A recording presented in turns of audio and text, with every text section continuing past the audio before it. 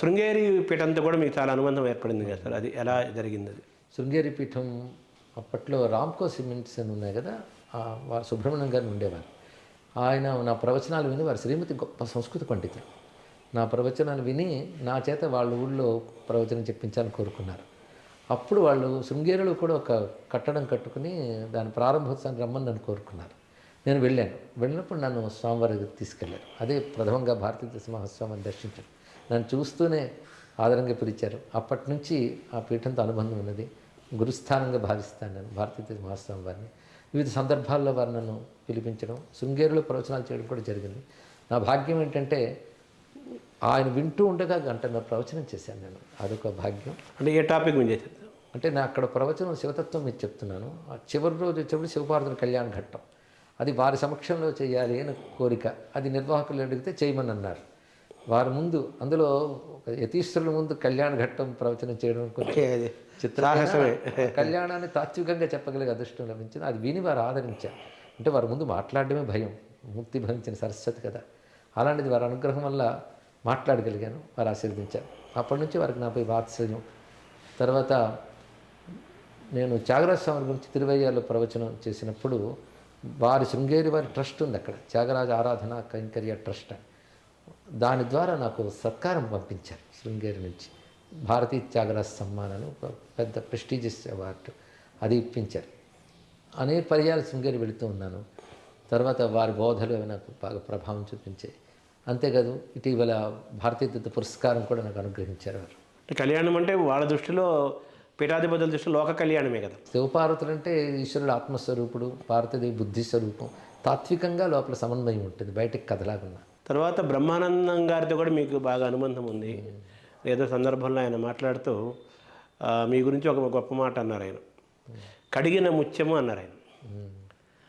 అది మీకు బ్రహ్మానందం గారితో ఎలా సార్ అనుబంధం? సినిమా రంగంలో ఉన్నప్పుడు మంచి మంచి సహృదయులతో స్నేహం ఉందండి. ముఖ్యంగా సిరివెన్నెల సీతారామ శాస్త్రి గారు వివిధ అన్నగారులాగే అలాగిద్దరం కలుసుకునేవాళ్ళం, మాట్లాడేవాళ్ళం. సాహిత్య చర్చ, తాత్విక చర్చలు ఉండేవి.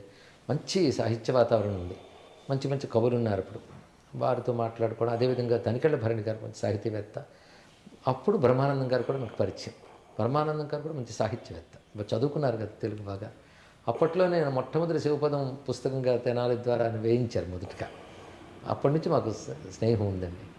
తర్వాత కూడా నేను ఎప్పుడు నా ప్రవచనాలను చూస్తూ ఉంటాను. ఒకసారి ఫోన్లో చెప్పారు, చాలా సంతోషం. వారితో స్నేహం కొనసాగుతూ, వారు, భరణి గారు, వీళ్ళందరూ. వేటూరి గారితో మీకు పరిచయం బాగుందండి. సినిమా రంగంలోకి వెళ్ళాక వేటూరి గారిని చూడాలని తహతకలాడాను. ఎందుకంటే ఆయన సాహిత్య దిగ్గజం సినిమా రంగంలో, అపూర్వమైన కవి. సినిమా రంగంలో ఆకర్షించడానికి కారణం ఈ కవులు. గొప్ప కవి ఆయన. ఆయన వెళితే నాకు చాలా ఆనందంగా పలకరించి ఆదరించారు. దాని తర్వాత వారితో అనేక సందర్భాలు మాట్లాడాను. ముఖ్యంగా నేను ప్రవచనాలు చేస్తున్న కాలంలో విశాఖపట్నంలో ఆయనకి స్వర్ణ కంకణం తొడిగారు సంస్థ వాళ్ళు, నా చేతితో చేయించారు. అప్పుడు ఇంకా దగ్గరగా ఉన్నాం. ఇది మర్చిపోలేని అనుభూతి. అంటే మీరు ఒక సినిమా కవిగా, ఒక సాహిత్యవేత్తగా, ఒక కవిగా, ఇటు వేటూరి గారిని, ఇటు సిరివెన్నెల గారిని, ఇద్దరిని మీరు వాళ్ళ సాహిత్యాన్ని దగ్గర నుంచి చూశారు, వాళ్ళను దగ్గర నుంచి చూశారు కదా. వాళ్ళిద్దరిలో ఉన్న ఒక్కొక్కరు ఆకర్షణ ఎక్కడ ఉందంటారు? ఎవరి శైలి వారిదే అయినప్పటికీ కూడా వేటూరు గారి పాట చాలా అలవోక వచ్చేస్తుంటుంది, హాయిగా ఉంటుంది. మన వీరి సిరివెన్నెల వారిది గంభీరంగా తీసుకొస్తారు. ఒక్కొక్కటి ఒక కవిత్వాన్ని దట్టిస్తారు దాంట్లో. అందుకు కొన్ని పాటలు అయితే పాటే కావ్యంలాగా రచించినవి చాలా ఉన్నాయి. వేటూరు వారు ఒక మాట విసిరారంటేనే ఒక పెద్ద వాక్యంలో ఉంటుంది. నీ మౌనమే దశోపనిషత్తులే ఇలవెలయ అన్నారు. ఎంత లోతైనటువంటి మాట. ఇలాంటి మామూలు పాటల్లో కూడా చాలా గొప్పగా చూపిస్తారు ఆయన. పూర్వ ప్రబంధ కవి శైలి కూడా చూపిస్తారు. ఆయన కూడా విశ్వనాథకి పరమభక్తుడు కదా. అవును, వేటూరి గారు కూడా ప్రాచీన కవులందరివి కూడా బాగా అధ్యయనం చేసిన వారు. విశ్వనాథన్ గారు అంటే ఆయనకు చాలా ప్రీతి. తర్వాత ఈ పీఠాధిపతిగా మీరు ఏమైనా భవిష్యత్తులో మారే అవకాశం ఉంటుంది? అలాంటివి ఏం లేదండి. ఇప్పుడు చేస్తున్నది కొనసాగితే అదే చాలు. అంటే ఇప్పుడు శివానందమూర్తి గారు మరి ఆయన్ని కూడా కాషాయం ధరించని కర్మయోగి అని, అంటే మామూలుగా ఆయన ఒక పీఠాధిపతి అని ఆయన తను తాను భావించకపోయినా, ఆ రూపం ఆయన సంతరించుకోకపోయినా, ఆయన నడిచిన మార్గం అటువంటి మార్గమే కదా. సో అటువంటి మీకు ఆయన అటువంటి ప్రేరణ ఏమైనా ఉందా? ప్రభావం ప్రేరణగా లేదు కానీ కేవలం భగవద్ ఉన్ముఖంగా ప్రయాణించడమే జీవితం అని నా తాలూకు అభిప్రాయం. భగవద్ అభిముఖంగా ప్రయాణిస్తూ ఉండాలి. మన లక్ష్యం భగవత్పాదాలే కనుక అక్కడ ప్రయాణిస్తున్నాం కనుక ప్రతి అడుగు అటువైపే వెళుతున్నప్పుడు జాగ్రత్తగా ఇప్పుడు ధర్మము, భక్తి, తత్వచింతన ఈ 3 ప్రధానం. ఆ 3టితో నేను ప్రయాణం చేస్తున్నాను. అంటే మీ ఇష్టదైవంగా చెప్పాలంటే ఎవరు చెప్పాలి? అంటే అద్వైత సిద్ధాంతంలో పరమాత్మ విషయంపై ఒక ప్రగాఢమైన అభిప్రాయం ఉంటుంది. సచ్చిదానంద స్వరూపుడు పరబ్రహ్మ ఉపాసకుల కార్యం కోసం బహురూపాలు ధరిస్తారు. ఇష్టదైవం అనేది పూర్వజన్మ లక్షణాలు బట్టి, జీవలక్షణం బట్టి ఏర్పడుతుంది. అలా నాకు పరమేశ్వరుడు, సదాశివుడు అంటే ఇష్టదైవం చాలా. శివుడు. అవునండి, శివుడు నాకు ఇష్టదైవం. తర్వాత మీరు లలితాదేవి ఇదిగోడలో కూడా మీకు ఎక్కువ అమ్మకి ఎక్కువ మీ వాక్కులో అమ్మ శబ్దం ఎక్కువ వినిపిస్తుంది. ఇంకపక్క ఆంజనేయ స్వామి ఇది కూడా మీకు అనిపిస్తుంటుంది. ఇందరి దేవతల ఆకర్షణల మధ్య మీరు కొట్టుమిట్టట్లేదా? లేదండి, ఎందుకంటే మన సంస్కృతిలో పరతత్వం ఒక్కటే, సచ్చిదానంద బ్రహ్మం. అందుకే ఉపాసకానాం కార్యార్థం బ్రహ్మణో రూపకల్పన అన్నట్లుగా ఒకే పరబ్రహ్మం ఉపాసకుల కోసం బహురూపాలు ధరిస్తుంది. అందుకే నేను ప్రధానంగా శివభక్తుడైన రాముడన్నా కరిగిపోతా, కృష్ణుడన్నా తన్మయుడిని అవుతాను. అదేవిధంగా మన సనాతన ధర్మంలో వేదం ప్రతిపాదించిన దేవతలందరి పట్ల నాకు భక్తి ఉన్నదండి. ఒకే స్పందన లభిస్తుంది వారి గురించి తలుచుకుంటే. సబ్కా మాలిక్ ఏక్ హే అన్నట్టు. అవునండి, మన సహజంగా మన తత్వచింతనే అది కదా. ఇది మన సంప్రదాయ మార్గమే. వ్యాసుడు, శంకర భగవత్పాదులు వారందరూ ఈ మార్గంలో వెళ్ళిన వారే. అయితే ప్రధానంగా నాకు శ్రీ విద్యలో ప్రవేశం వచ్చిన తర్వాత అమ్మవారి ఆరాధన. నాకు చిన్నప్పటి నుంచి అమ్మ అంటే చాలా భక్తి. శివుడు శక్తి వేరనే భావన నాకు లేదు. శివశక్తి ఐక్య రూపమే. అందుకే కొందరు అంటారు నువ్వు శాక్తేయులో శైవులు అని. శివశాక్తేయులో ఉంటాను. ఇప్పుడు మీరు ఇందాక చెప్పుకుంటూ వచ్చారు ఈ సంస్కృత భాషుడు అవన్నీ, తర్వాత మన శ్రీహర్షుడు చెప్పుకుంటూ వచ్చారు కదా, మురారి, ఇలా తర్వాత ఆదిశంకరాచార్యుల్ని మీరు ఎలా చూడాలి? ఆయన్ని మనం మహాకవిగా చూడాలా, మహర్షిగా చూడాలా, శివుడిగా చూడాలా, ఎలా చూడాలి? 1000 పడగల విశ్వనాథ్ వరకు మాట అంటారు, ఆదిశంకరులు మించిన కవి లేరని. అది నిజమే, గొప్ప కవి ఆయన. అయినప్పటికీ దాన్ని మించి తత్వవేత్త ఆయన. కవిత్వం పైది తత్వం. తత్వవేత్తగా నా శిఖరం అందుకున్న తర్వాత తత్వవేత్తగానే మనందరం చూస్తున్నాం. కనుక ఆయన గొప్ప కవి, గొప్ప తత్వవేత్త. పైగా తత్వాన్ని కవిత్వంలో చూపిస్తారు, కవిత్వాన్ని తత్వంగా ఆవిష్కరిస్తారు. అందుకే ఆదిశంకరుల ప్రభావం ఇటు వాంగ్మయంపై, తత్వచింతనపై, రెండిపై ఉంటుంది మనకి. ఆదిశంకరులు అనగానే ఒక ఆవేశం వస్తుంది మాకు. ఆయన గురువు, సంపూర్ణమైన గురువు, జగద్గురువే. కవిగా చూడాలంటే ఆయన ఎలా చూడాలంటే? కవిగా చూడాలంటే ఆయన కనకధార స్తోత్రం మొదలుకొని ప్రతి దాంట్లో ఆ కవితారూపమైన అభివ్యక్తి ఉంటుంది. కవిత్వానికి ప్రధానం రసం, వాక్యం రసాత్మకం, కావ్యం. ఆ రసానుభూతి కలిగించే ఔచితీయవంతమైన శబ్దాలు గొప్ప కవిత్వం అవుతుంది.